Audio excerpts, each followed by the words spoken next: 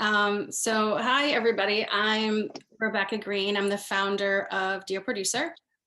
For those of you who are new to Dear Producer, I launched the website in 2018 to help bring the producing community together and educate filmmakers on the state of the business as it relates to independent film. And if you're not already subscribed to the newsletter, I encourage you to go to the website and sign up. I have a few sponsors to thank who allow me to do this work and also have allowed me to keep all the content for free, which is something that's really important to me. And so I just want to thank Cinereach and Genuine Article Pictures, the Creative Producer Residency at the Nevada City Film Festival, and the Media Farm. And for this webinar, I'm really excited to be partnering with the Documentary Producers Alliance. You know, fiction and documentary are definitely different crafts, but, you know, we're really much in a time, especially for producers, where we're jumping back and forth a lot to fiction and documentary, as several of the producers on this panel do. And so I'm happy to kind of do this combined conversation. And so with that, I'll hand it over to my friend, Megan Gilbride, who is my DPA host on this webinar. Megan? Thank you. Hello, everybody. Just a little bit about the DPA. So we were created and founded in 2016, and it's a group of now over 400 international members, US and around the world. And it ranges from emerging producers to Academy Award nominated producers. And the DPA sets standards for inclusive, sustainable, and equitable business practices based on research, collective experience, and input from strategic partners. We're amplifying the voice of documentary producers worldwide and educating the industry about producers' essential role from development through financing, production, and distribution. We also have all of our content online for free. We recently released this year a waterfall guidelines of best practices on equity funding in documentary films, which I think is pretty applicable to fiction films as well. And we released a crediting guideline in 2019. And our supporters are Genuine Article Pictures and the Sundance Institute, and our fiscal sponsor is the Film Collaborative. And if you want to know more about what we do or to visit any of our resources and download them, you can just go to documentaryproducersalliance.org and see what we're all about. And we're just grateful to be here and having this conversation to round out a very interesting year. Yes. To share a sponsor, I think we should thank Maida Brankman personally, as she is Genuine Article Pictures. Watching, so thank you, Maida. So we also too, if you there's captions available if you go into the chat and click under the link under Javier. That will open up a separate window for captions to access during the webinar.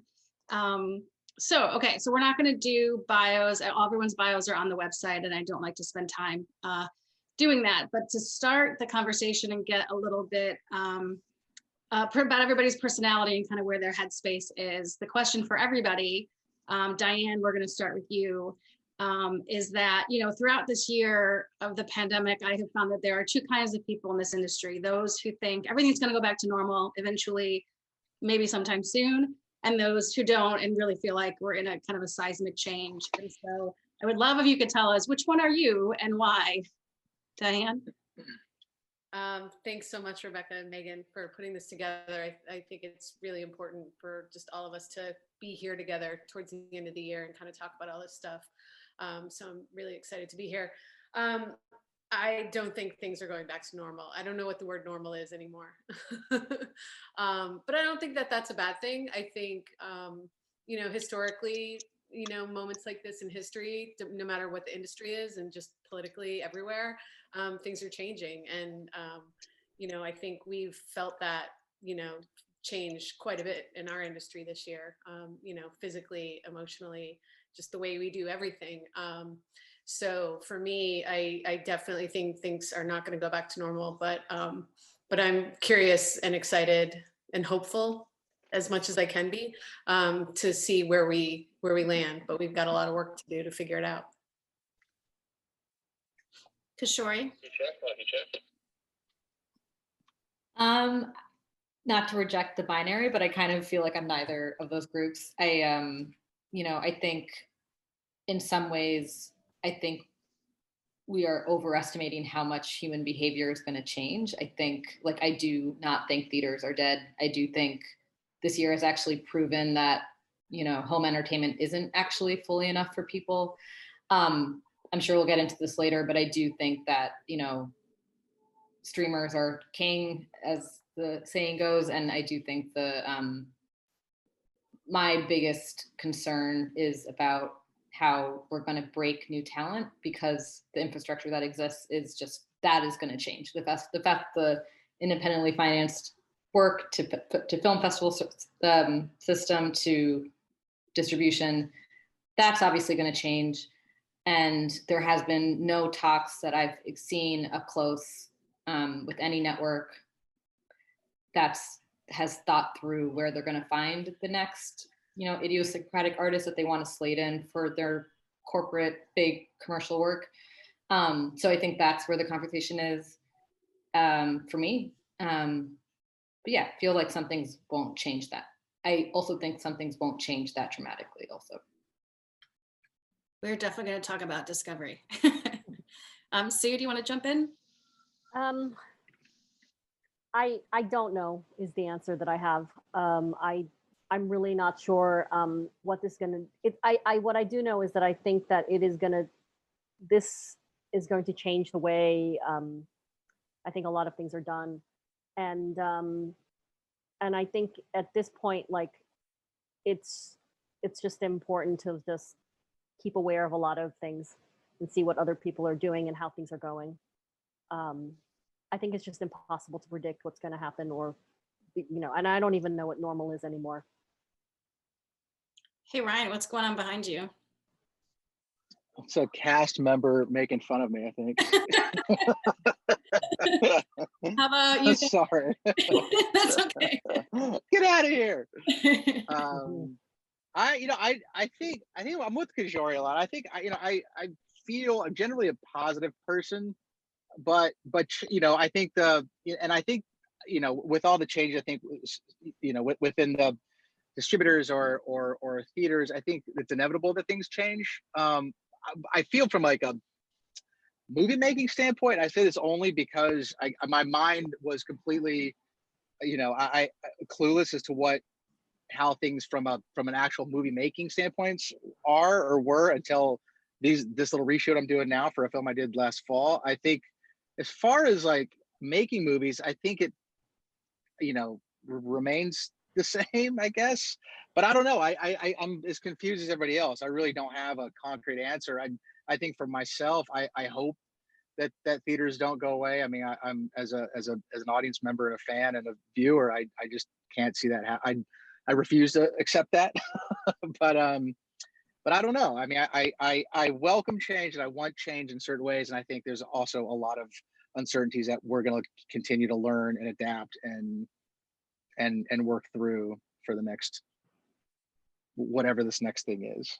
And that's why I wanted to have this conversation, because I feel like we spent so much of the year just figuring out how to get back into production. And now that we're not fully over that hurdle, but like, okay, we've hit that marker, now what? And so that's what I've personally been feeling. Jamaica, you want to jump in? Sure. I am normally more of a realistic person. I think that this is kind of the line in the sand as far as things will definitely change. I don't see us coming back to the same place that we've been for the past couple of years. I think that streamers are definitely, you know, where it's all at right now. And like Kishori, I agree that independent talent, new talent, these are things that you know, were on the rise before this time, and I think that's the part that's definitely recessing. And I think we're going to have a consolidation, if you will, of a lot of the major players getting out there and really pushing out a lot of talent and content, but not a lot of space for independent makers. Yeah, I agree. Monique? Yeah, I mean, I agree with mostly what everyone has said. I think I'm pretty optimistic generally, but yeah, it's change, right? Like we're going through a shift, which means that there's going to be something new. And I think right now we're kind of in this limbo space where there's something new that's there is not there yet. I mean, I think that the the stuff, certain COVID protocols, wearing masks, that stuff is not going away for a while. I think that the shift that's happened in as far as just like the world and us as human beings and like having to deal with this, having to deal with health, safety, healing, that's not going away. And that's something we have to think about as producers moving forward in the filmmaking side. And I think there is a void as far as where the theater's experience was and the festival experience was. Like, that is a void right now. And there is a pent up feeling of demand where I actually feel that, I'm like tracking, I'm sure we all are tracking like vaccines and what's happening and when everyone's going to be vaccinated, because I do think that once there is this newfound sense of feeling safe enough to gather, there will be like kind of a rush for that. So yeah, again, it kind of, just repeating what everyone else has said, it's kind of like, how do we maintain kind of like these new voices and new talent? Megan? I think what's interesting is I feel like it's like it has been for the last sort of several years with kind of this like political cycle. There's this constant flip-flopping of like, this is devastating, this is an opportunity, this is devastating, this is an opportunity. And so as much as I sort of am in this space just today thinking like the things that I want to be seismic shifts, feel like the things that could have come out of this experience for like us as a society, like I don't know that those things are going to happen. And so I feel like there's going to be like this, we're going to lose a lot of things that have been pretty special to our like independent film community. On the other hand, I feel like this pent up, like what Monique was saying, this like pent up idea of going to the theater, like we're going to really put a premium on like being together and being like in a collective experience when we're able to do that again. And I think that's great. And then like the minute I say that, I'm just like, except it's going to be like a total glut to the theaters where the folks who are still around are going to be like, I got to fill the house. I can easily fill the house. And it's not going to be room for like the stuff that we're making. It's going to be room for the things where it's like, I'm not, going to lose $1 billion by going direct to streaming. I want to put it into a theater and I want people to have that collective experience. And so, that's one thing I don't see changing, is sort of this like whiplash of like the opportunity and the loss going back and forth. And like, I don't know, I feel like I at least I'm like ready to be on a little more solid ground. So it's just not anytime in the near future. Well, yeah. And those, I like how you're talking about like devastation, opportunity, but as anyone who, talks to me regularly knows, I'm very pessimistic. And I like to say I'm a futurist, but it's been a rough year and like looking ahead. And I think that I agree that there's opportunity. I'm not seeing anyone step into that space in a way that I'm hearing of. It's not to say it's not happening, but I think there's been lots of opportunities. And I think just moving to virtual cinema, that was a Band-Aid. That wasn't the opportunity, right? And so I just, same with film festivals, like that was the Band-Aid for the moment. Who's seizing an opportunity to shift things that actually can work in a world in which we might lose some of these things? And so, I don't think everyone pays as attention to everything going on in the industry, especially in the bigger way. And so I just want to set up kind of things that happened just last week or maybe the last 2 weeks. But, so those of you who aren't paying attention, because it's too hard to listen to read anything else right now. But, so Warner Brothers moved all 17 of their 2021 releases to HBO Max. And Bob Iger, said in their big 4-hour Disney investor presentation that Disney's preferred method of delivery is direct to consumer. So, for me, the takeaway is that, streaming really is the future, is what these big companies are saying. And so you could argue that, well, that doesn't really, indie films aren't in the same sandbox as Disney or Warner, so it's not really relevant to us. But, and I agree with those of you who have said once there is a widespread vaccine and people feel more comfortable, we are going to want to gather. I do agree with that. But, last week also AMC announced that, AMC is the largest chain in the US, and they told their investors that if they don't raise $750 million soon, it will run out of cash by the middle of January 2021. So for me, like, yeah, I agree, people are going to want to gather, but what happens if those theaters aren't there? What happens if the theaters are owned by Disney, by Netflix, by Amazon, because now the Paramount decree is over and studios can own theaters? And so that's where my headspace sits. And so that's just the context. But the question to pull that into the indie space for me, is, as we look to the future, let's just assume the worst and that a lot of these theaters don't survive, right? Or it's a Disney theater, and there is no space for independent film, or maybe there's a couple. There's room for No Man Land. There's room for Minari. Like maybe like 5 indies, you know, get some space. What and the rest of the indies are really, you know, relegated to digital only releases, which is something that's already happening, right? So the question, after laying all that out, you know, I'm really wanting to know, how can our community better curate, right? So that indie films cut through the noise when audiences have so much to watch at home. Like what, right now we see Sundance promotes their lab projects and IFP promotes theirs and Film and promotes theirs. Like, why isn't there one big newsletter that promotes all the indie films? Like that's such a tiny, small little idea. But what, you know, do you guys have any thoughts on what we as a community can be doing or demanding of our community to be doing to help our films get exposure? Diane, I want to start with you. Very long question, lots of context.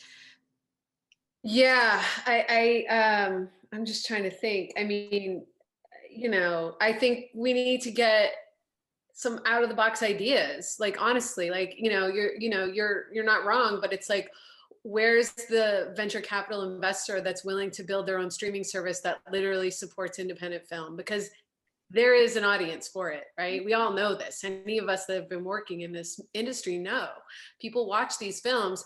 The problem is that they don't get a lot of exposure or publicity or this or that, but when they're available to people, people will consume them and will watch them. So, you know, the question then becomes, you know, and it's like, if we're talking about streaming, that's technology. That's not physical space. That's not like spending millions and billions of dollars to own real estate, right? It's literally like a technical, like, you know, it's a problem that could be solved with a little bit of VC and some, and, you know, just like a plan, right? Like some ideas, you know? So for me, the question is, or, you know, you're talking about like places like, you know, Sundance and IFP and all these other sort of places that support independent filmmakers, you know, they also have the branding. You know, in many ways, you're sort of like, okay, where's your streaming platform, or where's your partnership with some of these other places? And you go, okay, well, we're gonna, you know, earmark this amount of space virtually for these kind of films throughout the year. And you know, and you know, like those are the kind of ideas that come to my hand, right? Where you're just like, why aren't we doing this? This is crazy. If I had that as an option, I wouldn't be, you know, mindlessly clicking through a bunch of content I don't care about at night, you know? You know, so there's that. And then I think just like individually, I think we just have to keep, you know, advocating for things like that, and just and trying to figure some of that stuff out, because it is going to be harder for you know, this amount of us to figure out, you know, it's like if there's this much space and there's this much content, like how do we make room for that, you know? And how are the festivals gonna, you know, distinguish themselves, right? If it becomes a virtual space for the next year, you know, a lot of films, so not a lot, right? Some films start at Sundance, but then, you know, and then there are a handful that continue the circuit throughout the year, right? That doesn't make sense for an online community for a year, right? You're not going to like premiere at Sundance and then go play virtually at South by and then virtually at Full Frame and then on and on and on. It like just won't happen. The good news about that is that more films will be available to be curated, right? Like they're gonna all individually curate, and there are not only 16 films a year that are great, right? There's way more than that. So it does give the industry an opportunity, but it's like we've all got to just keep talking about like, what are the answers for that? I don't totally have them, you know. Jamaica, do you want to jump in? Oh yeah, you saw my reaction to that. Yeah, I think that Diane made a really great point, and I've been mulling this over for a really long time, and I think we saw this with the festival season this year, but there are literally the same films that play at like each festival, and it begins to reemerge in this spirit of what exactly is the curation process, and raise a lot of questions into that effect. So I think that if we are talking about creating pathways for independent makers, the festivals really have to step up, and they are the ones that can raise that opportunity. And I hope that they do, especially as we move to the future, because I don't know that there's going to be a lot of those opportunities available. And that's the first place you can make that direct change. Does anyone else want to jump in on that? I just follow up say, sorry. You go. I was just saying, you know, I mean, the days when like Fandor was around and there was like a really solid, there's a lot of solid streaming service for independent films. I don't know, I reckon you may have said it, but I think there's a there has to be an investment group or investor to step up and kind of get something else going, similar to what Criterion does, but on a current independent platform, where we have streaming service. 'Cause I'm with you. I go through Netflix and I could spend an hour going through that and not find anything to watch, and so what's catered to my personal audience, so like I miss, and I hope, I guess it's more of a hopeful thing than I don't know really what to do thing, but I'd hope that we have people out there who want to support that and support that curation and support promotion, because we all have, it's hard to promote your film already, whether it's Instagram, whatever social media thing you have, platform you have, but then you just kind of like run out of places to put your film up, and then you don't know who's seeing it, who has an opportunity to see it, and then you have the festival issue. So it's like I think it really needs to come from people with investment groups or investors that can put together something that helps the films that we make and want to see have a life and have an audience of people that don't want to see these big commercial tentpole movies or just Marvel, whatever is out there for whatever. I think we need to have I think we need people to support that kind of system. But I don't know who that is.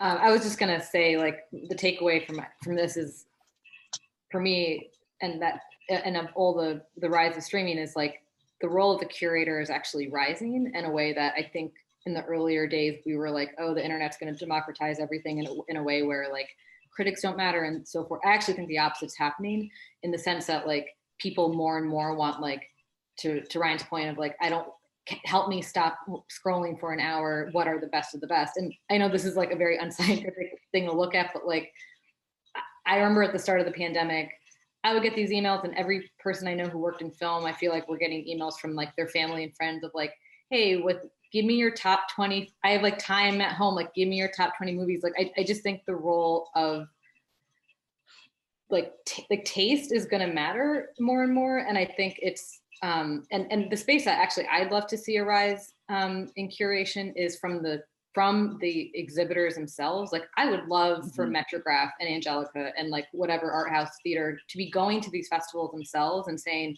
we literally know our client, we literally know who comes to our theaters better than anyone. Like remove the distributor that are often kind of the worst middlemen in the process, and just be like I would personally love to know, like, what would Metrograph curate if they literally saw films at a film festival and we're like, what do I literally want to put into like my literal screens, and remove the distributor conversation there. Like that for me feels like an exciting space that I don't hear talked about, of like theaters, like the fanship around certain art house theaters locally across the country, I think is an undervalued resource, and the data point they have for their audiences is so specific.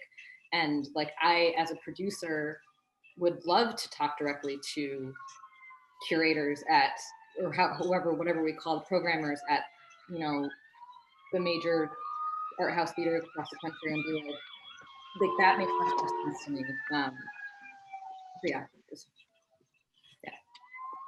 Sue or Monique, anything you want to add to that? I feel that like without theaters, certain films are just going to die. Everything going virtual is probably not great for certain films, because you really need that cinematic theatrical environment to really watch that film and be able to sort of immerse yourself in it. But I also think like there's got to be a different way, and I do think that this is funny because I'm usually not so optimistic, but I do think that eventually people will go out into the world again, and theaters will open up again, and people will want to go to theaters. And like I think we all got into this business because we loved going to the theater and watching movies. So it will happen again, but I think in this like there will be like this kind of adjusting period where I think it's going to be really hard for certain kind of independent films. Monique? Yeah, I mean, I would agree with that. I think, and also with Sue and with Kishori, like I think that there is something to be said for the really like just going hyper local, you know, and it's like there's kind of, because there's been such, I've been focused on politics so much this year. It's like, you know, it's a parallel with politics, right? Like it's like we're not paying attention, and then suddenly all this shit is happening in our own communities, and it's like Trump is doing, you know, what he does. So I think there's kind of a parallel there for me as far as this localized, really kind of like community centering around local theaters, art house theaters, like making sure that those theaters don't die, because that is where we go to see these films, and using and kind of having more of a tighter collaboration between the theaters. Like maybe the ecosystem is shifting so that there's a collaboration between the local theaters and the festivals and us, and we can have like a tighter creative collaboration that way. Megan, you want to jump in?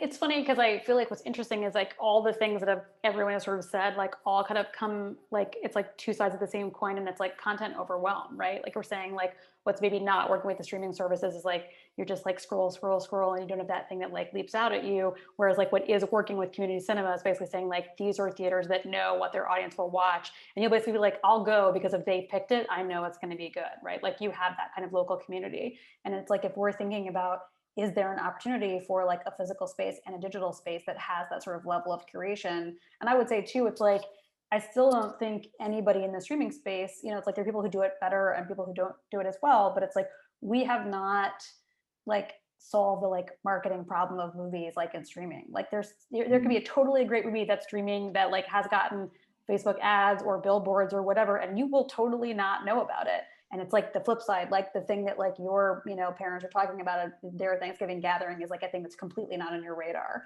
And so I feel like it's like, while there is this like democratization of the internet, it also means that like we're missing, there's sort of like not like a collective stream for this. And so I still think there's a lot of opportunity in like finding a way to do some kind of advertising that really does kind of break through that. And, you know, if my inbox from this year is any evidence, like being in a newsletter like doesn't work anymore. It's like I'm on so many newsletters and I get so many emails, and some of them are just like repeat. It's like, which screening of the thing is it? And some of them are just like I couldn't even like stop to look at it because I get so many of them in my inbox. And it's like, that's not the answer. There's got to be somebody who's coming up with like that thing that nails it to break through. Yeah, and for better for worse, we don't have a BFI, we don't have Screen Australia, like we don't have a centralized space, you know, for people to turn to, even as we're talking about, you know, lobbying for COVID insurance. It's like there's nobody, there's different organizations taking the lead, there's different organizations protecting their own space.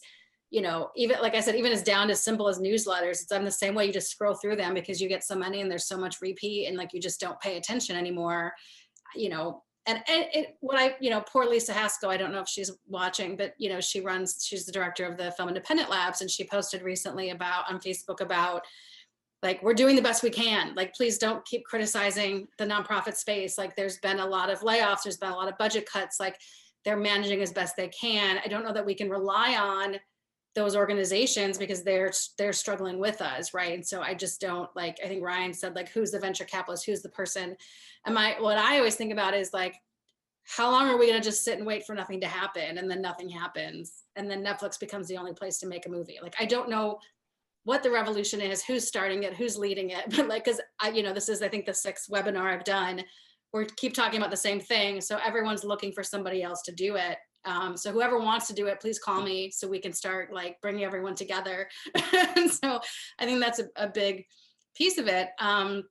You know, I think that, you know, we talked a little bit about festivals, but I think that we should maybe dig in just a little bit more, because somebody brought up, you know, without the in-person, you're not really just going to go from one virtual festival to another. Like, it doesn't make sense anymore. Also, because you're making your film available. The majority of festivals are not doing rev share yet. Only a couple of the smaller ones are. And so it doesn't even financially make sense. Does that deter distributors if your film's been available in that kind of capacity? And so like, I'm curious to know what you think the festival, like, we already know the first half of the festivals and even all the labs are virtual next year. So like, we're not in that space of the unknown. Like, we know that they're going to be virtual for like the next 6 months. And so you know, this kind of taps into to the discovery conversation a little bit as well too, of, you know, what should the future of film festivals look like? And this is the space where I feel like the majority of people that I speak to at festivals are just waiting for things to go back to normal. Like they're just holding out as long as they can, stretching their budgets until we can gather again. And so I'm curious to know from you guys, is that the only way festivals work? Is that way they just have to wait it out for in person? Or is there a futuristic view of what festivals could be going forward? Let's start with Monique, since you had your movie earlier this year coming out of Cannes released. Yeah. I mean, I don't know. it's like, I mean, I feel like this whole year has been, you know, discussion about festivals and how they can be impactful. I think that there hasn't been a replacement for the energy that you get at a festival, for the buzz, for the connections, for the networking. You know, the virtual has been kind of, like you said, it's been a band-aid for this year, as far as everyone being completely just like, this was like a completely unexpected thing to happen. In terms of looking towards the future, I do think certain things that came about this year, virtual Q&As, you know, having this virtual component is really is going to stick around. It's not going to like disappear in the next few years, but I think that's a hard one. It's Ryan, do you have thoughts?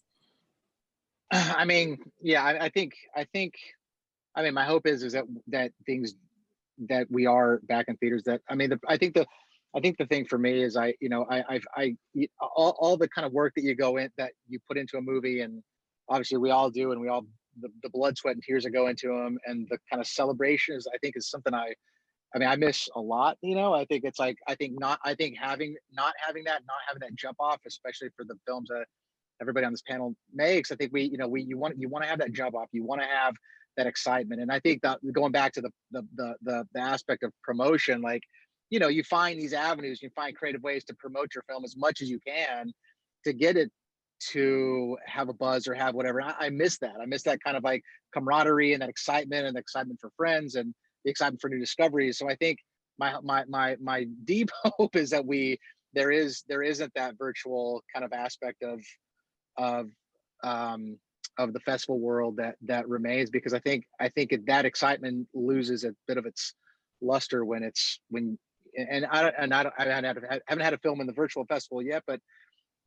I feel you just kind of lose a bit of something when you have that. So I don't know. That's my hope, is that, you know, is that as we move forward and things change, and you know, the world recovers, and starts to recover, I really hope that I hope that festival programmers and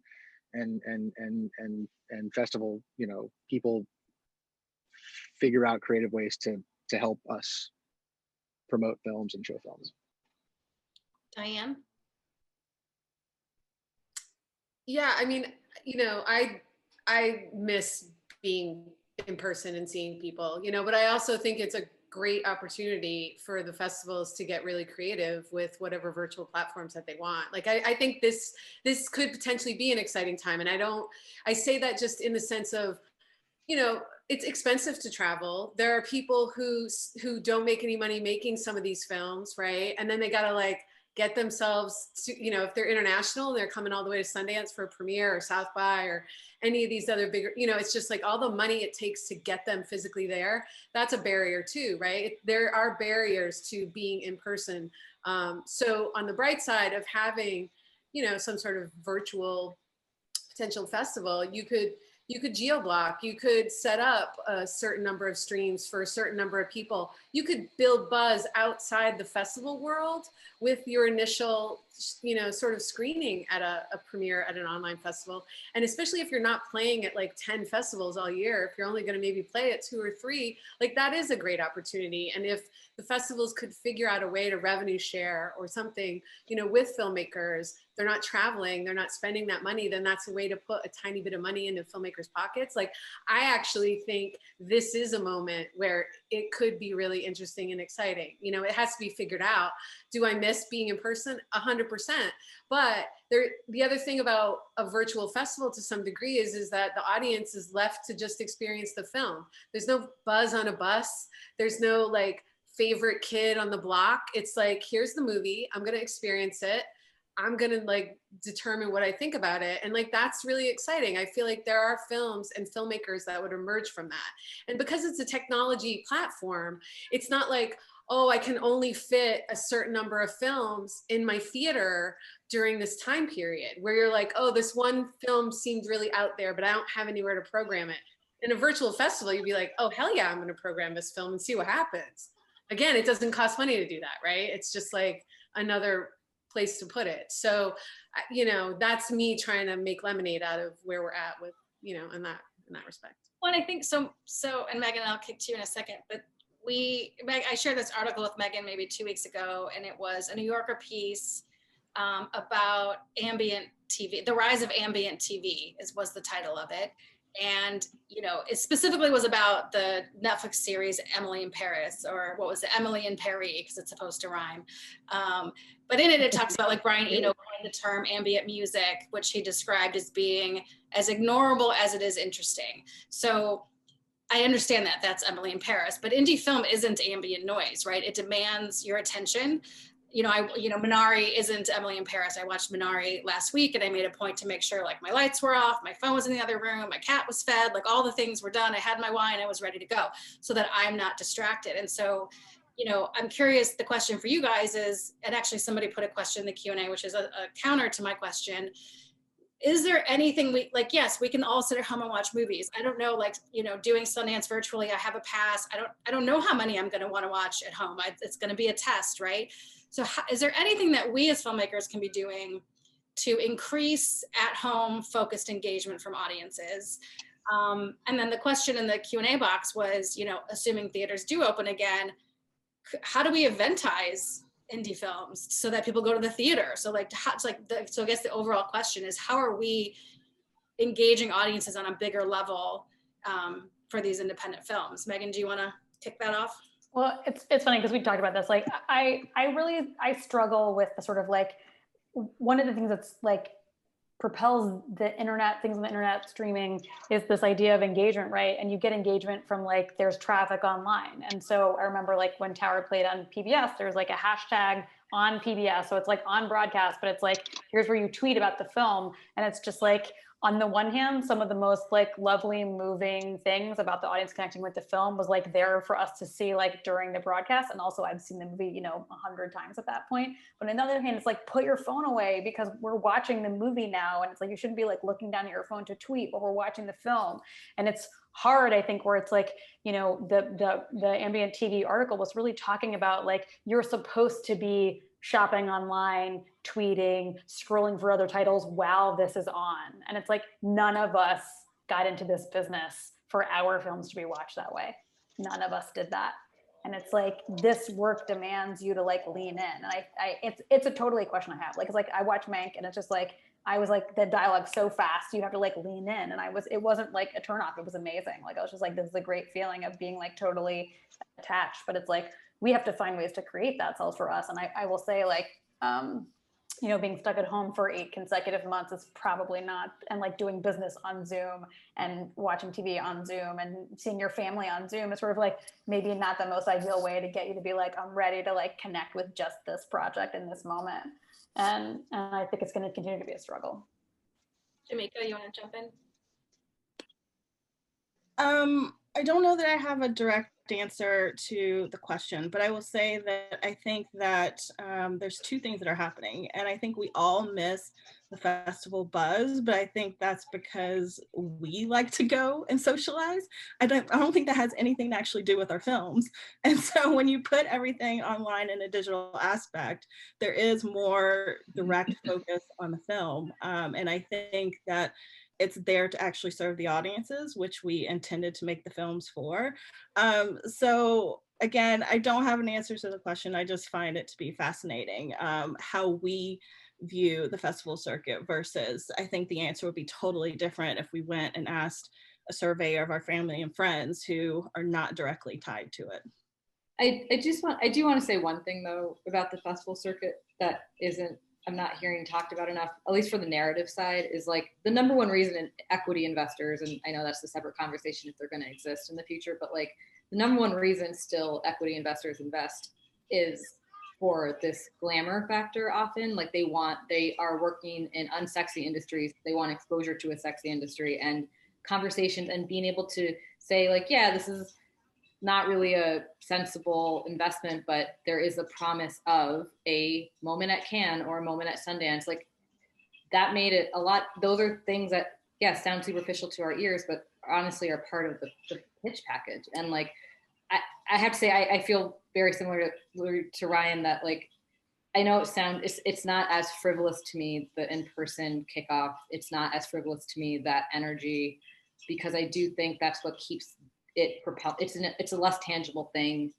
but I do think it's what keeps giving me energy to do it again and do it again and do it again. And there is something deadening to me about the virtual film festival circuit. Like I honestly, like watching movies on a laptop is like, I hate it. Like personally, it's just not my thing. And like separate thing is like, can we get maybe some really beautiful app through Sundance to watch stuff on our TVs? But like, you know, I do agree, Diane, like a lot of her points about the like just, you know, equaling the playing field. We don't talk enough about the costs incurred on the filmmakers, especially for international filmmakers. But, you know, there is the experiential aspect of the film festival and the stuff that, yes, it's frivolous, but like it kind of also keeps people, it keeps, you know, as long as we're dependent on rich people for a high resource art form, like we're gonna have to talk about that stuff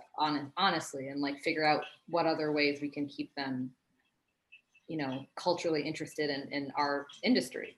And film festivals do a lot for that. Sue, do you want to jump in?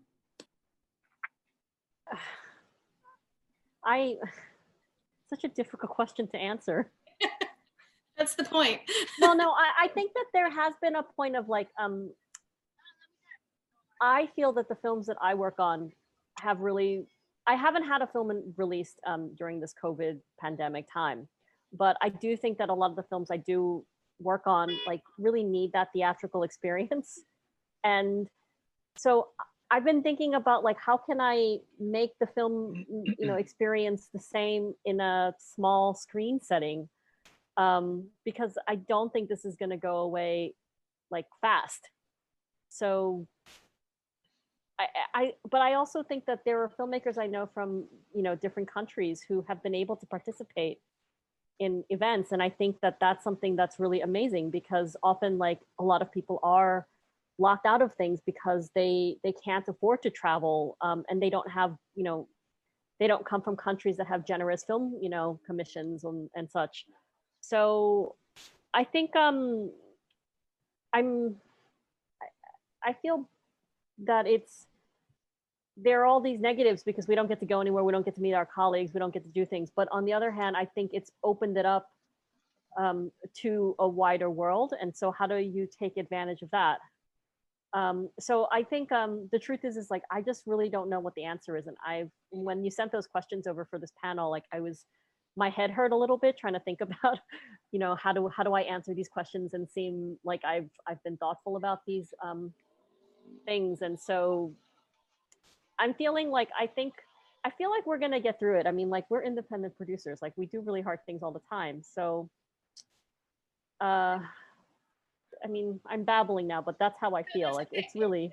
Like I said, I didn't expect everyone to have all the answers. Part of asking the questions is to show we don't have the answers. Like I think there are, you know, a lot of people at these organizations and festivals tune into these webinars. And I think that for me, what I've been trying to do in these conversations is engage them with us. Like instead of everyone just kind of fighting for their own space, like we really have to open up and have more collaboration and conversation in order for this to work. I think if everyone is just holding their own space, we're not going to come through this with anything at the end.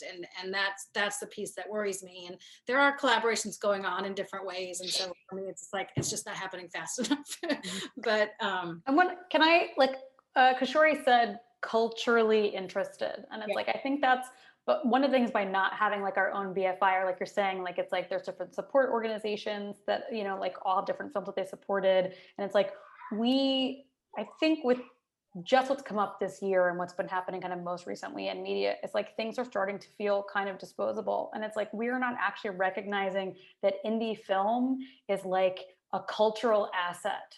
Like it is really capturing something very specific. And it's like, I think that's a feeling that you feel at a festival when you're in person. You're having that, like, I'm having like a cultural moment with other people. Like that is a thing to do collectively. And I think that that's a thing that we have to be like, when we are our own white knights and we are saving ourselves from this dilemma, like, it's like we would say, like, this is culturally important. This is important for all of us. Like, it's the, whatever the sort of like tidbit meme on social media is, like, what did you all do when you were stuck at home with the pandemic? You sought out the arts. So like, don't go in and just be like, slash the arts and slash this and slash that. Like, it's like, we need this stuff to like be a people together, and to see the people who are not us, to like be in community with those people. And I think that like, that's a thing we have to continue to sort of like, you know, we're all fighting that fight, and continue to sort of say like, that's important to this, and we can't let that go because there was this economic devastation that just shut down theaters or eviscerated these nonprofit groups. Like, it's like, this is our cultural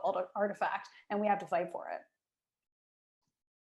I think that I want to kind of move into funding a bit and kind of switch gears. I think that the other piece of, you know, the theatrical question of what's really going to happen with theaters, the other reason why it's important to talk about is because, you know, your theatrical success very much dictates the rest of your release. Like if your film does well in theaters, you can get better streaming deals, you can get better international deals. Like it does connect, and there's a, you know, it's the windowing of how it works. And so, you know, right now, I don't know how to pitch to an investor, because I can't say, well, if we do this, like I'll See You in My Dreams made 7 million in the box office. So that means X, Y, and Z, that like, then I can rely on a good streaming sale license. I can rely on a certain amount of international.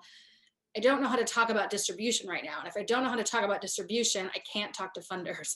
So I'm curious, you know, from all of you, and I'd love if everyone talked a little bit, you know, how are you talking to investors right now with so much unknown? Sue, do you want to start? I mean, I don't normally talk to investors because I write a lot of grants, and the funding structure is just very different in documentaries. But I think what's been hard is that in a lot of the organizations and a lot of the funders are funding artist support rather than production or anything else. And so I feel very lucky right now because most of my projects are funded, and I'm in post-production. But it's I don't know what's going to happen. I don't know. I mean, also, like, I was in production earlier this year, and like it was so much more expensive to shoot following COVID-19 protocols. So I'm not sure what's going to happen, but it's going to, I feel like it's just going to be very difficult. Yeah. Monique?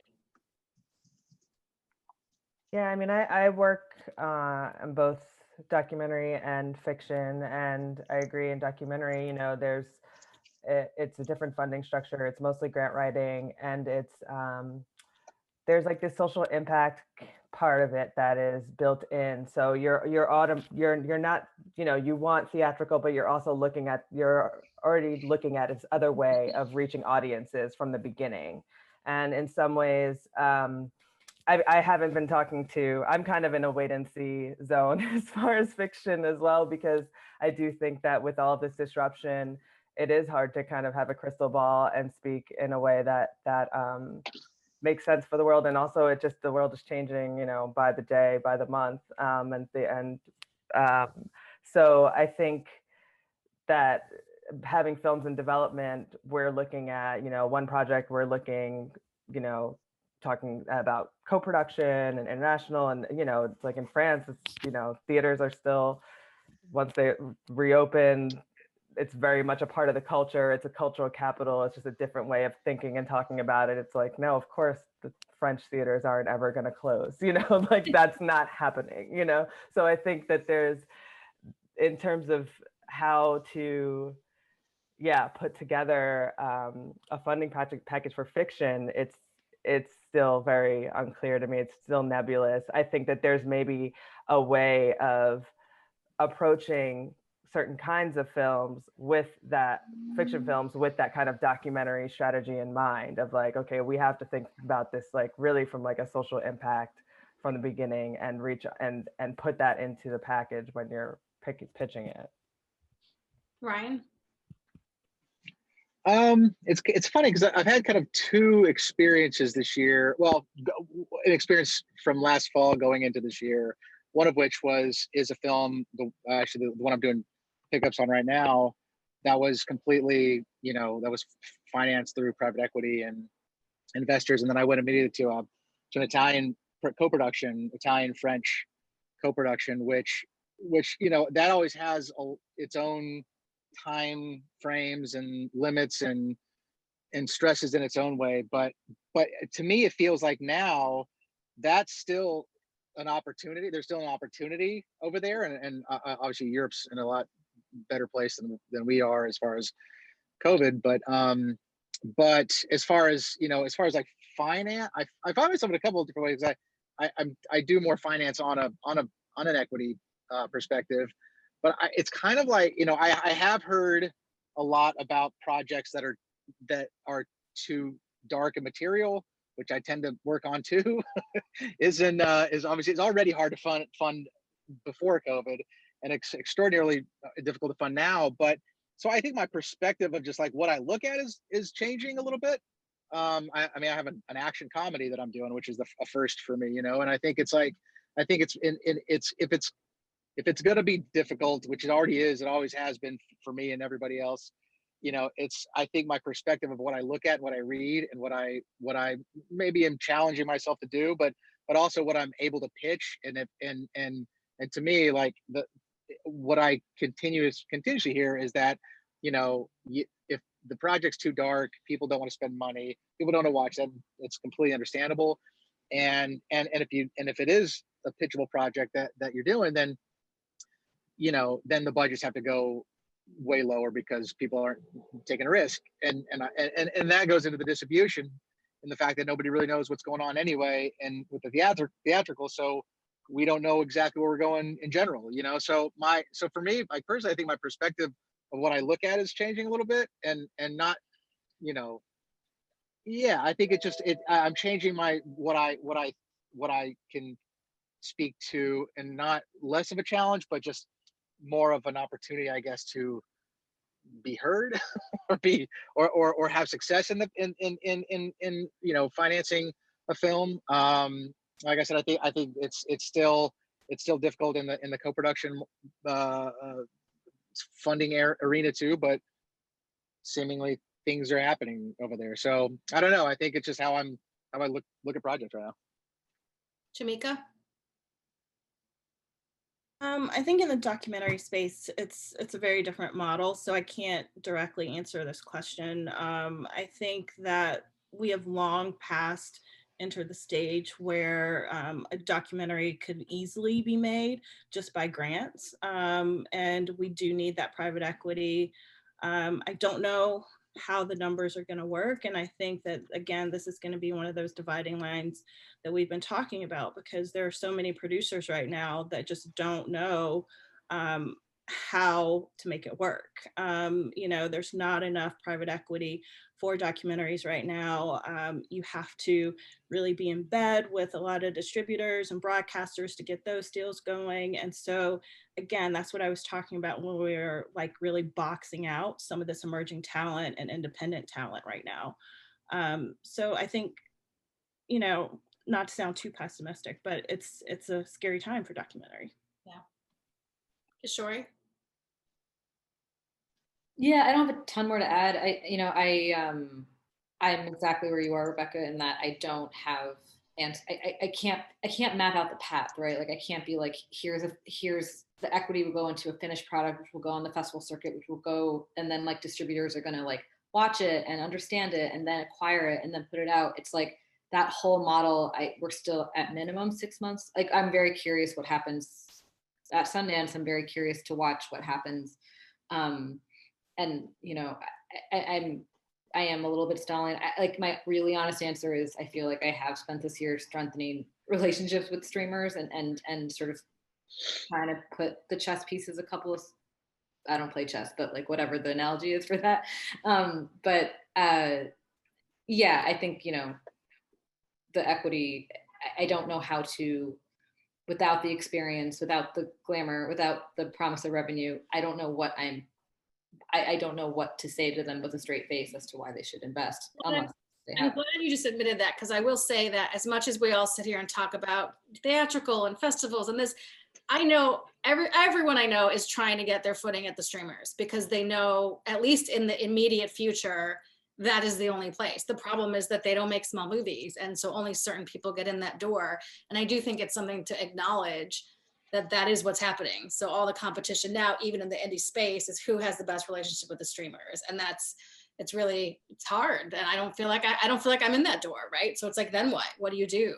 And that becomes very scary. Diane, do you want to add to this piece? Yeah, I mean, I don't know if I have much more to add other than, you know, financing's always been difficult, right? It's never been easy. There's, you know, so it's like at the end of the day, all you have is, you know, what you're sparking to, what you're passionate about, what projects you want to make, you know, and you know, Ryan kind of put it well in the sense of like, well, I might be looking at things a little bit differently. And so it's like, you kind of always have to have, you know, I work in the way where I'm always juggling different things I think people might want to buy, right? Like things that maybe a streamer would want to sort of partner with, things I'm passionate about, that turn out to be more like a hobby, which is a whole sustainability conversation that needs another panel. And, you know, and then the work that I have on kind of a daily basis. But like, for me, it's like, I always have to have some sort of plug-in, emotionally with it, just because it's so hard. The work is always difficult, right? But there's always going to be somebody out there that's going to want to finance something. It's just, there's more of us and maybe less of them. And so it really then just, you know, it's just, you're going to have to be that much more passionate and that much more, it's just harder for producers, right? It's just like, we're going to have to work that much harder. But yeah, you know, I don't, you know, in terms of like promising what people are going to get out of it, like, yeah, that's a difficult question to answer, you know. Even Kishore, you brought up Sundance. I had an investor on I'll See You in My Dreams who specifically said, I just want to go to Sundance. And she thought because I had worked there, we would get in. Thankfully we did. I had no plans of getting into Sundance. And that's all she wanted, and she was happy. Like, that is a real thing, you know, that happens. And so without that, even that promise, you know, to have that experience is hard. And yeah, Megan, you want to jump in? Well, what I think is interesting though too is like at the beginning of the pandemic, I feel like the kinds of folks who might participate in a project and put equity into a film, there was this feeling that like everybody's going to get the pinch of COVID. And it's like, I guess, I don't know if I'm being naive or stupid, but it's like, based on like where the Dow is right now, it does not feel like that's happened, right? Like, it feels like that cash is still in those hands. And it's like, the issue is we're at this moment now where, you know, the windowing has so cratered, or at least like temporarily cratered, that like we can't sort of say like, you are going to go through these steps and this is how you're going to make back your money. But at the same time, weirdly, it's not like the money has gone away, which I think was a thing that sort of, I think at the beginning of the pandemic did look really different. And I don't know that that's really changed right now.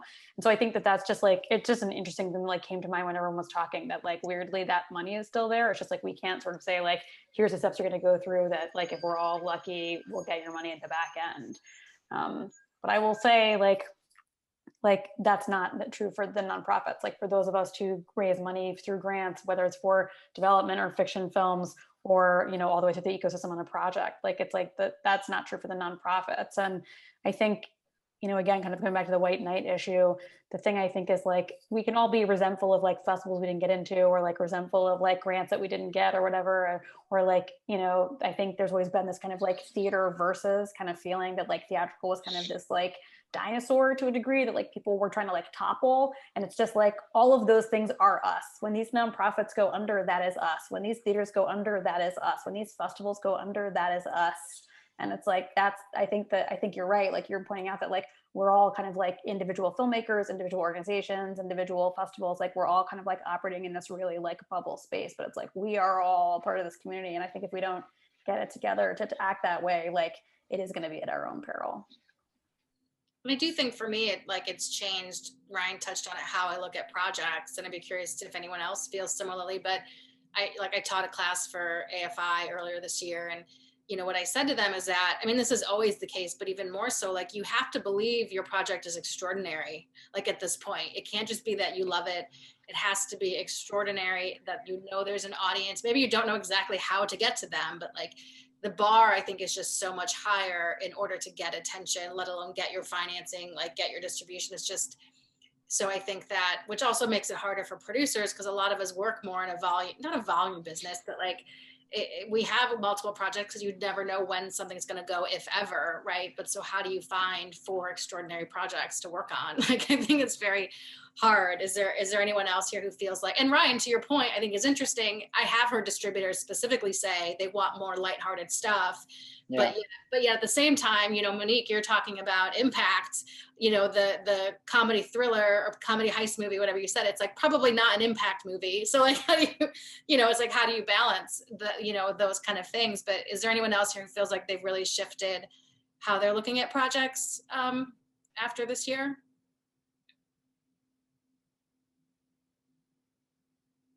Kishori, are you about to say something?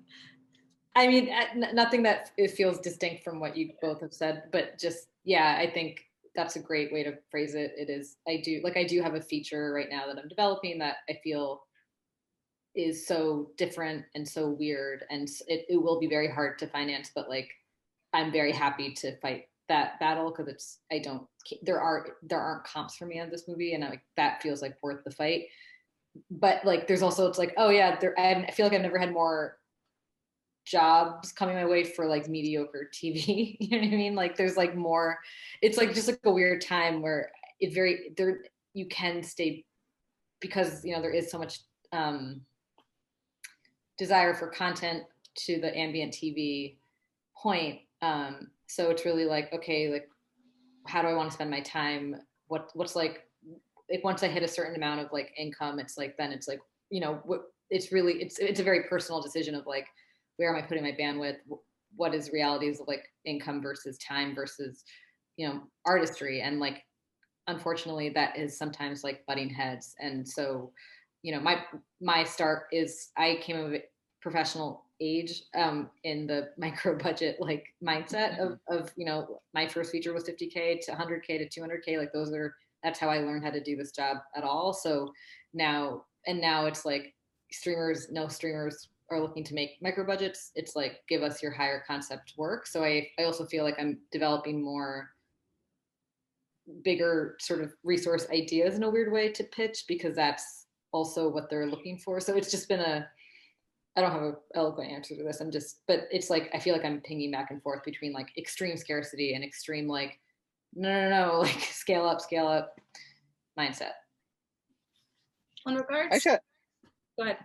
I actually had a friend. I had a conversation with a friend recently about that, about like, you know, how do we, because I feel the same way, Shori. I think it's like, how is my, you know, what am I interested in? What do I want to continue doing? How do I want to shift what I look at or read or you know, put my energy towards? And I think it's that I never want to like, I don't want to lose what I love. And so it's like, how do you continue? How do I make the films that I love making, that are difficult and, you know, a lot of times very long but how do anyways, I had a conversation with a friend of mine about like how to make a specific film that we were talking about, and how do we get interested in it, like beyond the making of it. Like we'll make it, we love it, you know. I get very excited about projects in the beginning. I mean, I get excited about project, and throughout the excitement shifts, but you get you know, you often off a pitch or off an idea, you're like, wow, this is incredible. This is really like I'm into it. Whatever, let's do it. But then you come to a point right now where you're like, I don't know where this fits, because it certainly doesn't fit with any streamer beyond maybe an eventual play on Criterion or something. You know, it's like, so where does this fit? Where's the film specifically fit in the world? If it's not if there's no festivals, that takes that away. If it's no theatrical, that takes that away. Where does it belong? And so that's kind of like, shit, man, do we have to do something else, or we have to come up with something else? But we really love this idea. Like, this excites me, you know. There's potential for cast. Maybe there's not potential for cast, you know. Maybe there's all kinds of things you come up with in the beginning that makes you excited about a film, and then you get to finish that and whatever that is. But right now we are kind of in this idea where it's like, yeah, but where does it go beyond making it, if we even get to that point? So I don't know. I really want to, you know, I always want to make the films. I just want to make the films that I'm interested in, but also knowing that the shift needs to happen in order to, you know, to make films and pay rent and do everything else that I need to do to Well, and your thought live. process is like how I started the conversation too. Of I always think, like, I have a new book I'm just picking up. I would manage to get like a really like A-list writer director who wants to do it. But even between her and I, we were like, there's 3 places for this. That's it. So like once the 3, like, but I think it's important to set expectations with your filmmakers like that. Like she was like, yep, these are the 3. That's it. So we know, like, we've hit them. We're done.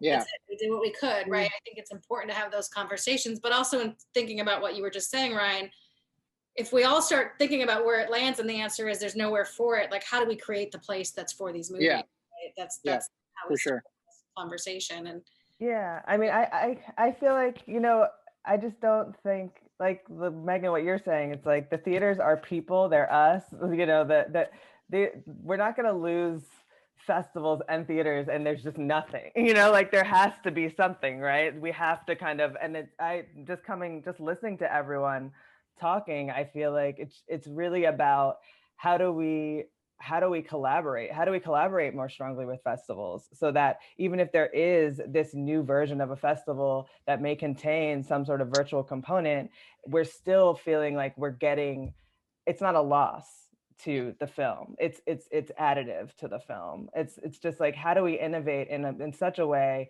that, okay, now we have this amazing technology, we have access to people, we have demand, you know, we have communities, and we have boredom with like the immense amount of like crap that's out there. So all of those things just add up to wanting to, you know, we all want to collaborate to preserve that and preserve the culture and preserve, you know, the innovation and the talent. I think it's just a matter of reconfiguring people's roles and what the roles traditionally were. Yeah. I'm gonna do a little bit of a pivot to just talking for a few minutes about production, in that, you know, I think, like I said, we've spent the majority of the year talking about production, the ethics of shooting during a pandemic. There's a lot more shooting going on. But, you know, last week it was the remake of She's All That shut down the COVID testing site at Union Station, that caused an uproar.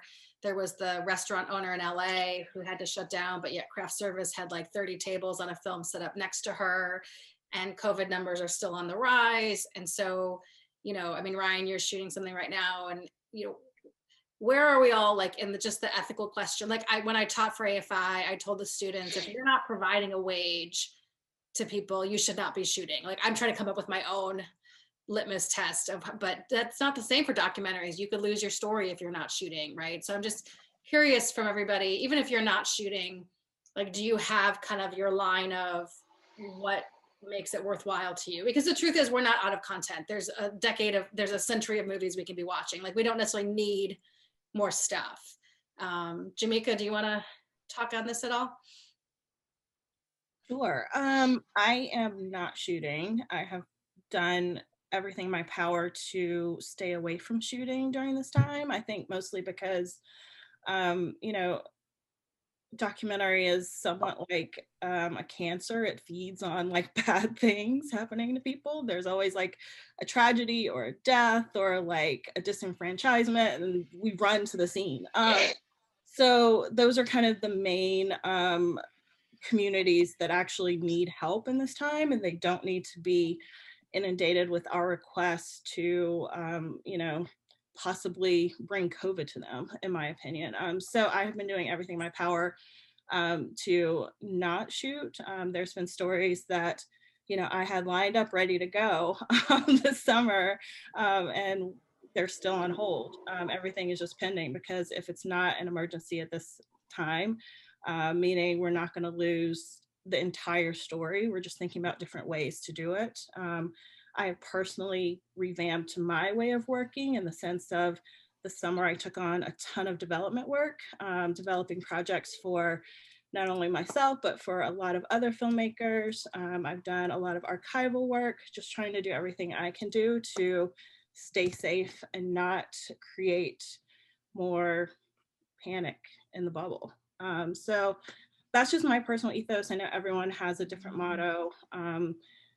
I know that there's a lot of fiction narrative filmmakers that, have come into the documentary space because it's easier to control or contain those shoots. And I would just urge you, if that is you and your ethos, to possibly rethink that, unless you're paying your subjects and paying them well, because, you could have that on your hands. And I don't think any of us want to go down like that. So.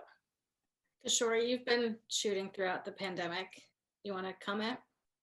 I kind of haven't. I mean, I've been mostly in writers' rooms. Like right now, I'm in two writers' rooms, and that's been very fortunate timing wise, obviously, because it doesn't need me. I haven't done a formal narrative set with COVID procedures. I have been following the restaurant industry in a sort of how they're handling everything, and have but even that's been a lot of like remote filming. It's never more than one camera, and even sound.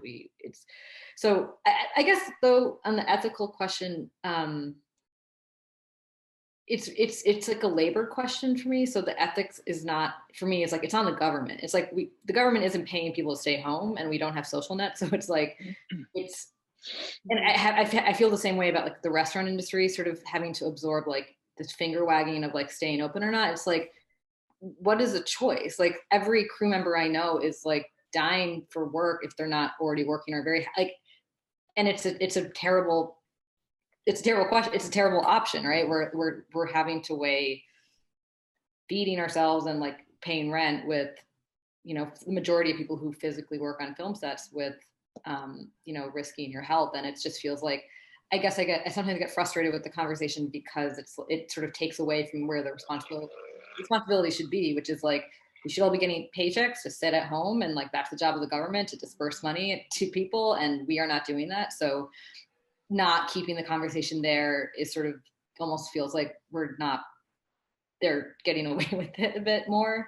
So the ethics question, I will say, like, obviously I think for those who can avoid shooting, like strongly support that. But I do know a lot of crew, like below the line crew members, who were very anxious to go back to work in September, and get their salary back, and feel like they have some financial protection. So it's I have mixed feelings, I guess, on it. Ryan, as someone who's doing pickups, what's your thoughts? I will say that had it not been for these pickups, and I've done a series of them. I actually was in South Dakota late October through November, and then I shot 2 days in LA, and then I'm back here for today and one more day this week.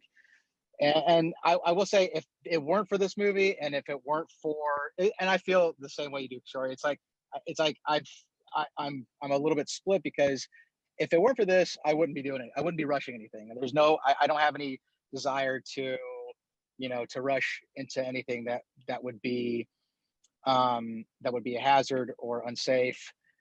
And the opposite of that is that I have two dilemmas. I have a responsibility to the investors to finish. And the second thing is I have kids as the main cast, and I don't have any children, but I've literally seen these kids grow up, and like I saw two of the kids today for the first time, and one of them taller than I am. The last time I saw the kid, he was inches shorter than me, and I'm not very tall, but this kid's like 13 and he's taller than I am. So it's like, holy shit, man, these kids are gonna grow up. And then I truly don't know what to say to anybody other than like we have such an incomplete film that COVID is at fault and it's a loss, and I'm sorry. So I did take our team took the conscious decision and effort to go into it and learn about the process of COVID testing as much as humanly possible. Spend a bunch of money on the testing, such a bunch of money on the PPE, do everything that productions do, talk to a ton of other producers that are in productions, or gearing up for productions, or have gone through to everybody who's got experience in it, who's already done it, just over educate myself and ourselves to make this safe, because it is going into a community. It is putting people at risk, cast and crew, yourself, and it's not that I just, it's, if it hadn't been for this, I don't think I would have rushed in. I know I would not have rushed into anything, but I'm here, and we've gone through every single element to make sure things are safe and good, and they have, thank goodness. But yeah, it's tough. It's a tough decision to make, and yeah, people are seemingly very thankful for the work as well, as far as a crew's perspective and cast. So yeah, it's a lot on my mind. Megan, if you want to, or Diane, go ahead. Yeah, I've had a handful of experience with this since August. I mean, we were in the middle of shooting a doc series in March, and we had to shut down with 3 days left. And when we came back, it was a full union show, so it was DJ SAG and IATSE, and we were doing some recreations on a stage, and we had a crew of about 50 people, and it was probably the most stressful couple weeks of my life, like genuinely. And it was, because it's you're as a producer, you're responsible for the safety of your crew, right? And we followed the white papers to the T. We had to write proposals. We had meetings with all the guilds. We talked to all the managers of the talent and the crew and everybody. But the hoops we had to jump through were really stressful and stringent, and the testing of it all was a giant question mark and difficult. And we had somebody on the crew who at the very end had a questionable test come back, and we thought they might have tested positive, and it turns out they didn't. It wasn't even a false positive. It was like a screw up by the lab, but it like created havoc, not only on our set for a week after, but like where some of these other crew members went to the other jobs. Like they basically got like kicked off their other job because they weren't even in close contact. They just happened to be in the same crew, right? And it turned out fine. Like everybody was safe, but like it just keeps, the questions just keep coming, right? And the issues just keep coming. I don't regret doing it because I know we did it very safely, and it was good to get through that experience, but it was really expensive and it was really stressful.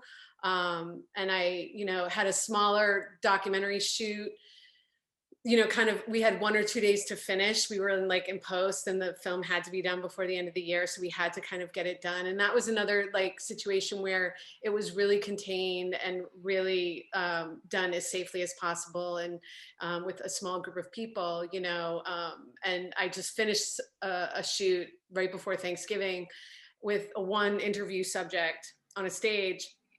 The interview subject had some health conditions, and part of why we needed to film with this person was because of these health conditions, but yet that made the risk that much more difficult, right? And we got through it, and it was totally fine. It was a much smaller crew than the crew I had this summer. But having said that, the numbers between August and early November in Los Angeles at least weren't terrible. Now there's talk of doing some filming in January, and I'm already I don't, unless the numbers change significantly, I don't feel I don't feel good about it. Like I don't feel like it's just that we're in just a really we're in a more difficult situation now than we were at the beginning of this whole thing. So, I think it's on all of us to just keep our conscience sort of front and center, and I feel so bad for the restaurant industry and all these other industries that are just like sort of dying on the vine, and there's no rhyme or reason to this stuff. And I have definitely had some conversations about, that poor woman on social media and the craft service crew. And, but it's like, at the same time, it's apples and oranges. It's not fair that like our work is considered essential work, because their work should be considered essential work too. However, the public is not coming in with a negative PCR test to show up and have a meal at a cafe or a diner outside. And everybody on a set is in a bubble, in theory, right? And has been tested multiple times, either every day or every 3 days. And, the crew, the COVID crew you have to hire, and the amount of sanitizing, it's different, but there's no one to blame but the very top, right? We've had no leadership about this from day one. So of course it's one for all and all for, it's a mess, and I just think we all just need to keep our own, sort of conscience and take in each individual opportunity we have, like a day at a time. Yeah, that's great. Well, to wrap up, as we're kind of closing in on time, the hardest question, but I've asked this in all the webinars because, we all on this panel have our footing a bit in the industry. There is a lot of people watching who are in film school, just graduated film school. They're just getting started. And so, the $1 million question is, what advice do you have for somebody kind of really just entering this business? If that question is too hard because you have no answers, which I don't have, because Shori and I also talked, because Shori mentions, just self-care a lot as well. And like, so going into the holidays, if you don't know what advice to give, like what self-care advice would you give for someone right now, as we're just getting in the headspace of hopefully calming down for a minute over the holidays, but then, knowing we're going into such an unstable year still. Monique, I'm going to start with you. Funny, I've been thinking a lot about self-care these days. You mentioned it too, actually. Yes, you do. Yeah, both of you guys. Yeah, I mean, I think that self-care is like so crucial. And I think that relates to what I was gonna say about this question, which is very difficult when you're starting out. I do think that development is a crucial part of the process, and we've kind of been forced into it to focus more into it this year, but it's the way that I like to work, is I like to really get deep into development with directors and the writing. And so I think that there are ways to continue to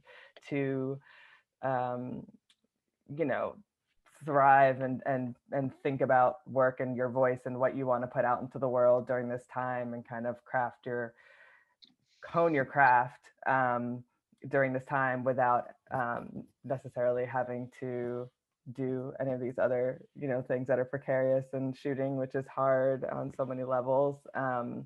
But I think, yeah, I mean, for me, self-care really means actually taking some time to turn the TV off. And as much as we've been talking about it, especially when I know I'm getting into the screen fatigue, trying to be outside in nature, and just being kind of like grateful for health and still being able to connect with all of you guys. Yeah. Thank you. Sue? I think right now, I think the self-care is really important. Taking some time to rest, thinking about the things that you are thankful for in your life. But I think it's really hard right now. I have a couple of younger folks working with me, and it's not easy. It's hard to find work because there isn't as much work. And also, like, I don't get the time to spend with them like I did on a one-to-one level anymore, which I also think it takes away from that experience. But on the other hand, I try really hard to get everyone engaged in the process who works with me, and I encourage them to take time to really think about things and where they want to be and what they want to work on. And as Monique said, I think development is really a great thing to do right now. And that's what I've been doing. And I also, I'm just looking forward to some time to like not be on a screen. Sorry. Yeah. Ryan? Yeah, I guess I don't know, my overall thoughts of, and going back to my strangely optimistic ideas of what's happening is, I feel that films, films aren't going to die. They're going to be around. There's more things to make. There's more ways to create. There's more interesting projects to be, written, shot. So I think in terms of if I were getting into this world, I would suggest it, and I would pursue it, and I would tell people to, feel the excitement other than, everything we know, and that's COVID related or dark related or anything that's happening in the world. I think it's you get excited by creativity and however that is, and however you want to make something or whatever.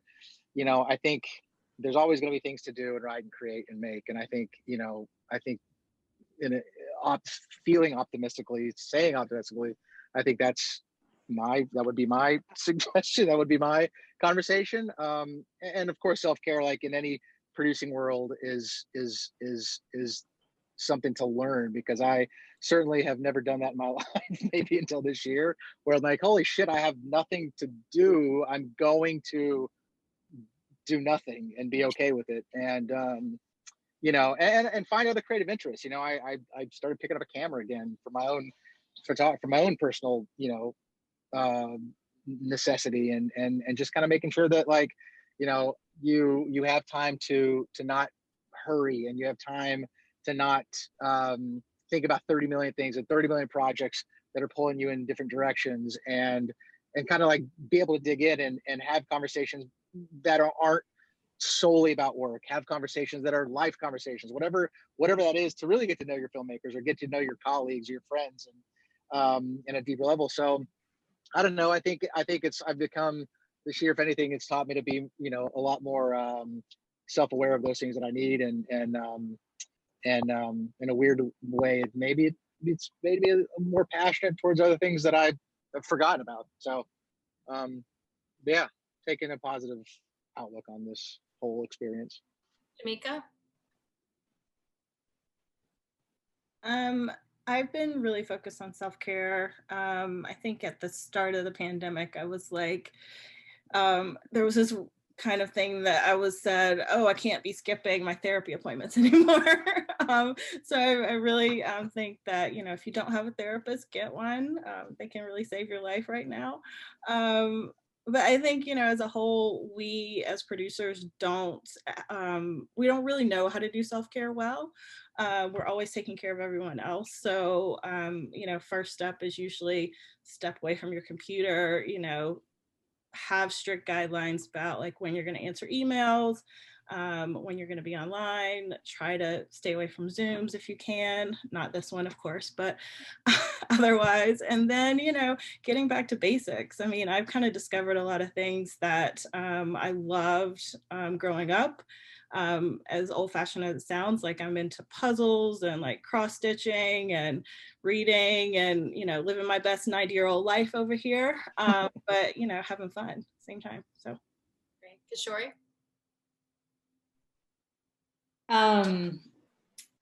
Yeah, just to go back to like advice for like people starting out also, in my, increased talks with streamers, as I try to, stay alive here, it's like the one consistent thing with every network conversation I've ever had this year is like they are all desperate for the same thing, which is like a true artistic voice that they haven't heard yet.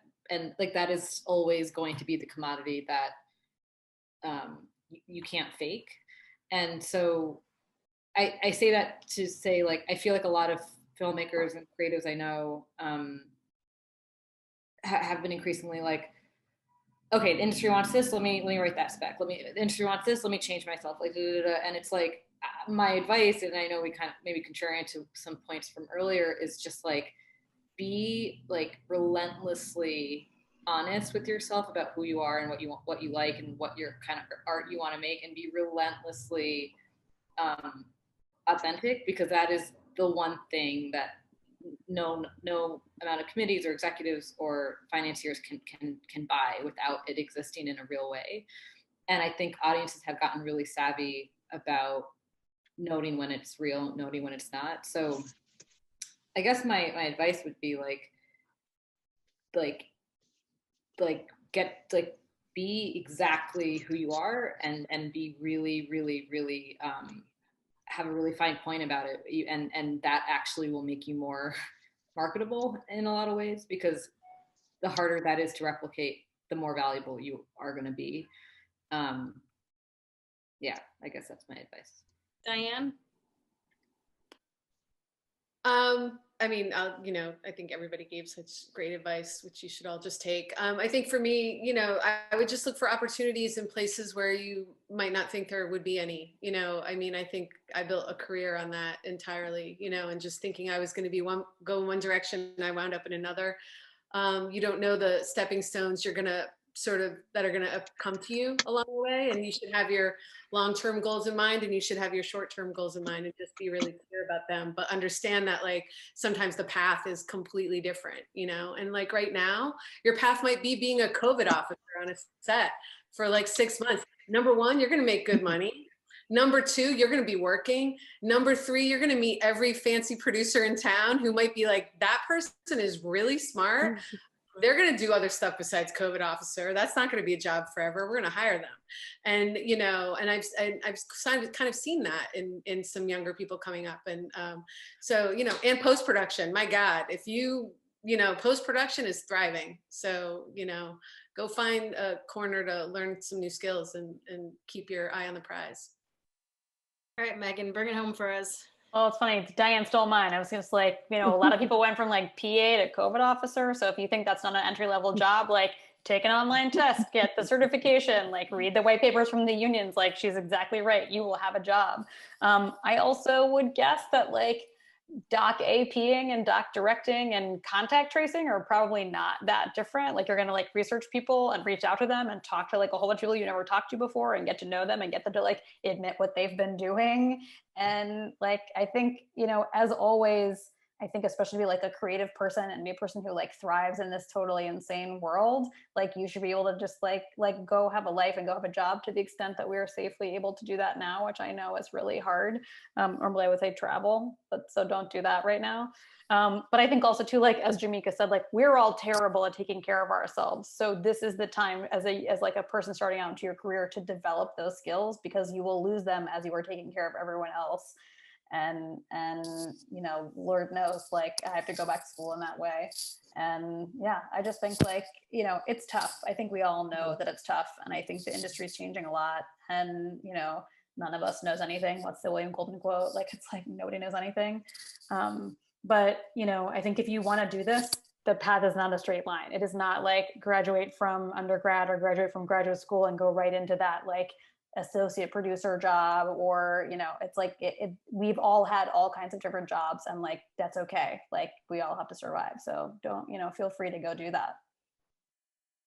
And this conversation may have stressed everyone out more, but no, hopefully it was helpful to everybody. I would also just add to the self-care, like tell your filmmakers you're checking out for 2 weeks. Like make it a point. We're all going on, we all have vacation days, like make it an official thing. Because really there's very few of us who have anything that is urgent. But if you don't say it out loud that no, these 2 weeks are vacation, this 1 week, whatever you want to make it, communicate that with your teams. I think is really important, that I've learned in learning self-care as a producer. And I want to thank you guys all for being here at the end of the year and having this conversation. I think you guys are so smart, and there were so many great things that we discussed, going into next year, even with it all being so unknown still. I know if our audience could clap, they'd all clap for you, but they can't. So I will post the replay once the captions are taken care of. So you can share it with others. But yeah, thank you everybody for being here, and I hope everybody is able to kind of Thank you so much. Thank Awesome. you. Thank you, Rebecca. Bye. Bye, guys. Bye.